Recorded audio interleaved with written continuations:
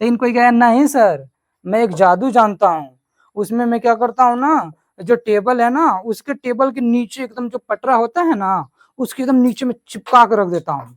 तो अगर वैसी कंडीशन है, हालांकि बहुत ज्यादा हाईली इमेजिनेबल है, लेकिन फिर भी अगर कोई बच्चा ऐसा सोच रहा है तो हम अगर लॉजिकली देखा जाए तो दो सिनेरियो बनेंगे जहां पे वो व्यक्ति छिप सकता है। First one is that in the tree. In the tree मैंने क्यों बोला? रेडी है जी? सभी भाइयों को प्यार भरा नमस्कार। राहुल मेरा नाम है, इंग्लिश पढ़ाना मेरा काम है। आज के इस छोटे से वीडियो में हम ये सीखने जा रहे हैं कि जो प्रीपोजिशन है उसका हमारे पास एक डिफरेंट अप्रोच क्या होना चाहिए to solve the questions. Now many a time students get confused that why we are not getting the context of the sentence so that we can use the preposition, particular preposition in the blank in an appropriate way. Now this question is very genuine to the among the the question the students, और उस question का जो solution हो सकता है। Now we are going to discuss the solution, what could be the solution to get the context of the sentence to use a preposition in the sentence. Now ready for that particular questions? Now dear students, we have 5 questions of prepositions and we have 5 blanks also, okay, and as many as prepositions you can think in these questions logical you can use in these questions, and I will tell you the logical explanation behind the prepositions that we are going to use in these blanks. Are you ready for that? Let's jump into the video. Now as I have said that let's jump into the video, and the first sentence is getting started with the jump verb, so it is very coincidence. Now forget all the things, let's come to the question. Question number 1 is saying, क्या कह रहा है देखो ध्यान से, she jumped dash the river without hesitation. सबको पता है when we use a movement or when we express any movement from outward to inward, यानी कि बाहर से अंदर की तरफ अगर कोई भी मूवमेंट हम एक्सप्रेस करना चाहते हैं तो we have only one preposition and the preposition is familiar और known among the students, each and everyone ना। सही बात है, सबको पता है क्या है वो, इनटू। सबको पता है भाई कि अगर कोई भी प्रीपोजिशन हमें इस्तेमाल करना है और हमें ये एक्सप्रेस करना है कि बाहर की तरफ से अंदर की तरफ कोई मूवमेंट हो रही है, ठीक है, सबको पता है, into. Next, he is hiding dash the tree. Now we all know, let suppose कि मैं एक ड्रॉ कर देता हूँ ट्री, ठीक है, ऐसे ट्री मैंने ड्रॉ कर दिया, ठीक है, ये ट्री है। अब मान लो कि यहाँ पर वो व्यक्ति है जो ये बोल रहा है कि the man is hiding dash the tree. ये जो व्यक्ति है वो स्पीकर है जो बात को बोल रहा है कि एक कोई आदमी जो छुप रहा है। अब देखो छिप कहाँ कहाँ सकता है, ये जो इसके जो ब्रांचेस हैं यहाँ पर वो आदमी छिप सकता है, राइट, या फिर इसके पीछे, इस ट्री के पीछे छिप सकता है। अगर लॉजिकली देखा जाए तो दो सिनेरियो बनेंगे जहां पे वो व्यक्ति छिप सकता है। First one is that in the tree. In the tree मैंने क्यों बोला, क्योंकि जो ट्री का जो एरिया है अगर उसमें अगर व्यक्ति होगा यानी कि इस पेड़ में, इस पेड़ पर होगा, तो हम उसके लिए we will use a preposition which is in, right.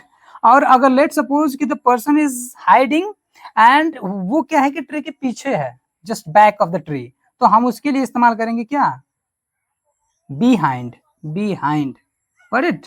तो यही दो सिचुएशंस बनेंगी जेन्युइनली, और ज्यादा ना सोचे तो अगर आपको कभी भी कंफ्यूजन हो कि नहीं और भी हो सकता है, हम कुछ ज्यादा एक्स्ट्रा सोच सकते हैं, नहीं, आप क्या करना होता है ना, इस जो एसएससी सीजीएल में जो क्वेश्चन पूछे जाते हैं या फिर बैंक जो आप बोल सकते हो कि जो कॉम्पिटिटिव एग्जाम्स में जो क्वेश्चंस पूछे जाते हैं उसमें क्या होता है ना कि हमें ऐसी अप्रोच रखनी होती है कि बहुत डीप में जाके ना सोच पाए, ऊपर ऊपर की तरफ से ही अगर सोच पाए और लगता है कि हाँ ये लोग अक्सर लोग सोच लेंगे तो उसी चीज को हम करेक्ट मानते हैं।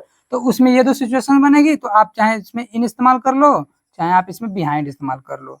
अब कुछ बच्चे ये सोचेंगे कि नहीं सर अगर दोनों आ गया तो अरे क्या रोते रहते हैं बच्चे, इसी चीज में कंफ्यूज रहते हैं। भाई दोनों आंसर है तो दोनों नहीं आएगा, और आएगा तो आएगा ऐसे सी ऑप्शन करके कि दोनों सही है, ए और बी, ऐसे simple. Question number 3, we will meet you dash the station at 5 p.m.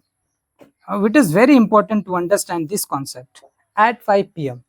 आप सबको पता है कि जो पॉइंट ऑफ टाइम होता है, मैं प्रेजेंट परफेक्ट कॉन्टिन्यूअस टेंस की यानी कि परफेक्ट कॉन्टिन्यूअस टेंस की बात नहीं कर रहा हूँ, अगर परफेक्ट कंटिन्यूअस टेंस नहीं दिया है, फिर भी हमारे पास अगर कोई पॉइंट ऑफ टाइम है तो हम उसके साथ में हम ऐड का इस्तेमाल करते हैं। जब रहेगा परफेक्ट कंटिन्यूअस टेंस, उसमें अगर कोई पॉइंट ऑफ टाइम रहेगा तो हम उसके साथ सिंस इस्तेमाल करेंगे। लेकिन मान लो कि हमारे पास प्रेजेंट यानी कि परफेक्ट कंटिन्यूअस टेंस नहीं है, फिर भी हमारे पास एक ऐसा शब्द है जो टाइम को बता रहा है, और टाइम को क्या बता रहा है, पॉइंट ऑफ टाइम, तो उस कंडीशन में हम ऐड का इस्तेमाल करते हैं। सबसे शॉकिंग और इम्पोर्टेंट बात क्या है कि ये पॉइंट ऑफ टाइम के लिए इस्तेमाल किया ही जाता है। कुल मिलाकर पहले ये पॉइंट के लिए इस्तेमाल किया जाता है। अब वो जो पॉइंट है वो चाहे टाइम का पॉइंट है चाहे वो टाइम प्लेस का है, हम दोनों के लिए ही ऐड का इस्तेमाल करते हैं। सबको पता है कि जो स्टेशन है वो एक क्या है, एक तरीके का पॉइंट है। जैसे कि बस स्टॉप होता है, वो भी एक तरीके का क्या है, पॉइंट है। बस स्टेशन क्या है, पॉइंट है, ठीक है। रेलवे जो एयरपोर्ट होता है वो क्या है, एक पॉइंट है, पॉइंट ऑफ प्लेस है। उसी तरीके से जो स्टेशन होता है वो भी क्या होता है, एक पॉइंट ऑफ प्लेस है। So we use that, simple but it. let's talk about the fourth question. The book is kept dash the table. Now understand the concept behind this question, the particular question that we have fourth number. Now देखो, table एक है, situation क्या हो रही है, एक किसी book की बात हो रही है। अब इन जनरल सबको पता है कि एक टेबल ऐसे होती है और इन जनरल उसके ऊपर ही जो होती है वो बुक रखी जाती है। तो अगर आपको सरफेस को एक बताना है कि जो टेबल है उसके सरफेस पे जो बुक है वो रखी गई है, ठीक है, तो हम उस कंडीशन में ऑन का इस्तेमाल करते हैं, ठीक है। अब यहाँ पे कोई स्पेसिफिक सिचुएशन नहीं दिया गया तो हमने उस सरफेस को मान लिया। हालांकि ऐसे कोई कसम खा के नहीं बैठा है कि उस टेबल के नीचे किताबें नहीं रखी जा सकती हैं, रखी भी जा सकती हैं। अगर रखी गई होंगी और वो जो टेबल से बुक टच नहीं होगा तो हम उस कंडीशन में अंडर का इस्तेमाल करेंगे। लेकिन कोई कहे नहीं सर, मैं एक जादू जानता हूँ, उसमें मैं क्या करता हूँ ना, जो टेबल है ना उसके टेबल के नीचे एकदम जो पटरा होता है ना उसके एकदम नीचे में चिपका कर रख देता हूँ। तो अगर वैसी कंडीशन है, हालांकि बहुत ज्यादा हाईली इमेजिनेबल है, लेकिन फिर भी अगर कोई बच्चा ऐसा सोच रहा है तो हम उसकी कंडीशन में हम बीनीथ का इस्तेमाल करते हैं बच्चों, ठीक है। बीनीथ, बीनीथ द टेबल बोलेंगे। इसमें क्या होगा कि बुक टच नहीं रहेगी, नीचे रहेगी। इसमें क्या रहेगा, इसमें भी बुक नीचे रहेगी लेकिन टच रहेगी। और इसमें क्या रहेगा, बुक ऊपर रहेगा और टच रहेगा। Got it? Very simple. We have the fifth question, and in the beginning of the video I have told you that out of these 5 questions we have one confusing question, a little bit confusing. Now देखो, she walked dash the garden and disappeared. वो garden गया, गई और क्या हो गई, वो गायब हो गई। अब बात समझो ध्यान से, मैं आपको एक चीज समझाना चाहता हूँ। मान लो कि ये है वो गार्डन बच्चों, यहाँ पर वो कोई व्यक्ति है, ठीक है, और ये ऐसे जा रहा है।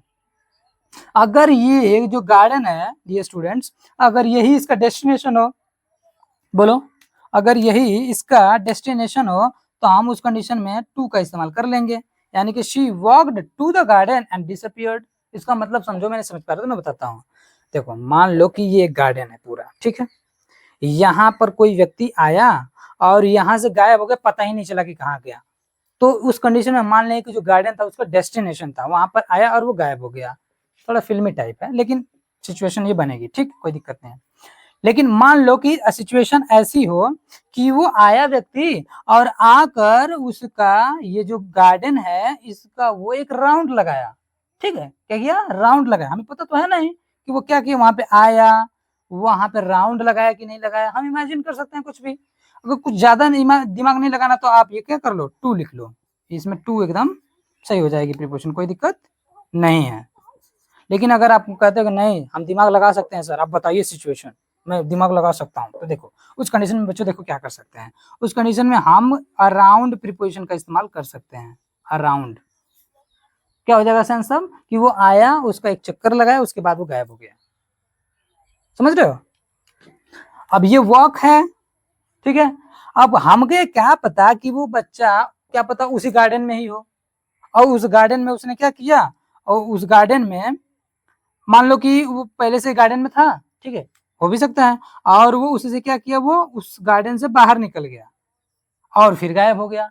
गार्डन से बाहर निकला, मान लो कि ऐसी सिचुएशन रही होगी कि अपने पेरेंट के साथ वो बच्चा गार्डन में था, ठीक है, और वो बेचारा गलती से उस गार्डन से बाहर निकल गया।